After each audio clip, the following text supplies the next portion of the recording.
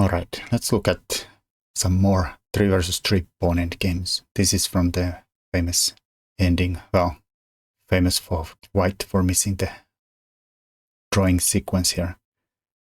Chigorin versus Tarrasch from 1905. Here in a game, Chigorin played g takes f, and after the king g4, king e4, king h3, king f4, he just resigned. This doesn't really help either because you just lost this pawn and one of them is gonna go through. Well, probably this one. And this is unsavable.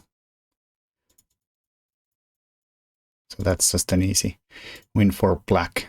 But white could have played king g4 here, with the idea that now if black keeps bullying you, you play g6, with the idea that if black plays here, we go here and then capturing this pawn leads to a stalemate. So nice trick. Or if black captures here, white can actually hold this draw here because he's fast as black. Here white has to take this, because if you try it this way, you end up getting skewered here and you lose your new queen. But taking here is good enough. Bang, bang, bang, and then black probably has to be a little careful he doesn't lose the game to some unfortunate queen trade. But probably something like this is gonna be a instant, easy, perpetual. But white should not start with g6, because then black has a nice move h5, denying the entry here, and then the king actually gets bullied away from the pawns, actually has to move out instantly, and then he just loses the f pawn and g pawn, and the game is gone. Alright, let's look at another example. Switch the next round. This is from Nikolaevsky-Taimanov. This is an easy one also. Black just did this moment here, and then the game ended in a stalemate, like he knew the trick, did not play h5, but king there, and then there's nothing there.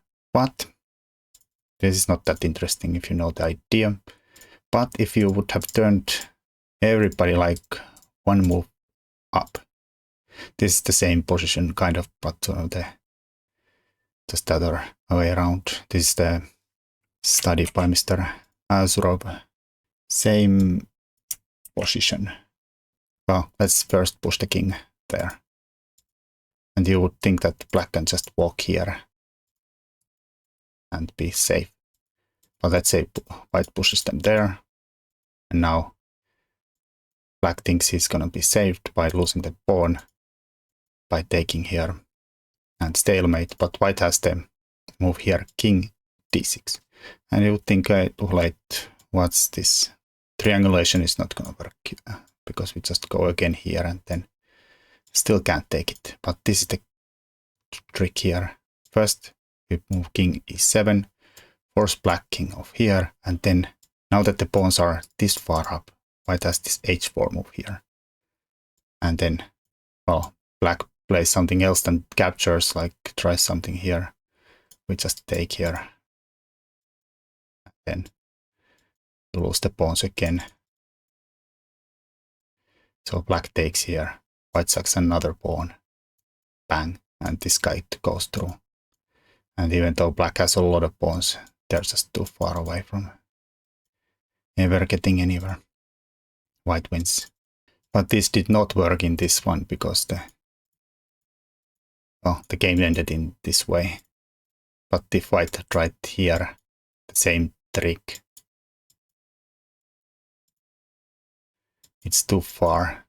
Black's just way too fast. Or maybe we take here, then go here, and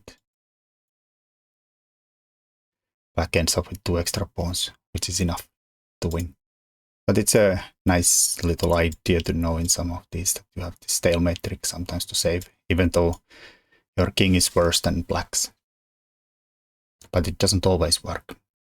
Alright, thanks for watching. Until next time.